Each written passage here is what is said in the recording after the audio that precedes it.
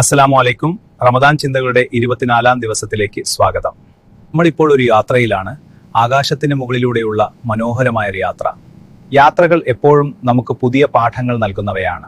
വിമാനം പോലെ തന്നെയാണ് നമ്മുടെ ജീവിതവും. ലക്ഷ്യസ്ഥാനത്തേക്ക് കുതിച്ചുകൊണ്ടിരിക്കുന്നു.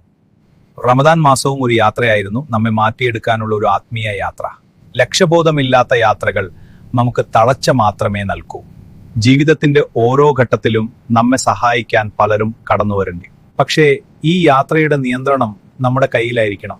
ഈ മാസത്തിന്റെ അവസാന ദിനങ്ങളിലൂടെ നാം സഞ്ചരിക്കുമ്പോൾ നമ്മുടെ ലക്ഷ്യം സ്വർഗമായിരിക്കണം. യാത്ര അവസാനിക്കുമ്പോൾ നമുക്ക് എന്ത് ബാക്കി ഉണ്ടാകുമെന്ന് ചിന്തിക്കുക. യാത്രക്കാരന്റെ പ്രാർത്ഥനയ്ക്ക് അള്ളാഹു ഉത്തരം നൽകുമെന്ന പ്രവാചകൻ പഠിപ്പിച്ചു. ഈ ഉയരങ്ങളിൽ ഇരുന്നു കൊണ്ട് നമുക്ക് ലോകത്തിന് വേണ്ടി പ്രാർത്ഥിക്കാമാക്കാം. നമ്മുടെ കൂടെയുള്ളവരോട് കരുണ കാണിക്കുക എന്നത് വിശ്വാസത്തിന്റെ ഭാഗമാണ്. ഇരുട്ടിനു ശേഷം വെളിച്ചം വരുന്നത് പോലെ പ്രയാസങ്ങൾക്ക് ശേഷം എളുപ്പമുണ്ട്. ക്ഷമയാണ് ഒരു വിശ്വാസിയുടെ ഏറ്റവും വലിയ കരുത്ത്. നമ്മുടെ പെരുമാറ്റം കൊണ്ടാവണം നമ്മൾ തിരിച്ചറിയപ്പെടേണ്ടത്. ഈ പ്രപഞ്ചത്തിന്റെ വിശാലത കാണുമ്പോൾ നാം എത്ര നിസ്സാരരാണെന്ന് മനസ്സിലാകും. പെരുന്നാൾ അടുത്തുകൊണ്ടിരിക്കുന്നു. സക്കാത്തുൽ ഫിത്തർ നൽകാൻ മറക്കാതിരിക്കുക. സന്തോഷം പങ്കുവെക്കുന്നതിലാണ് യഥാർത്ഥ പെരുന്നാൾ.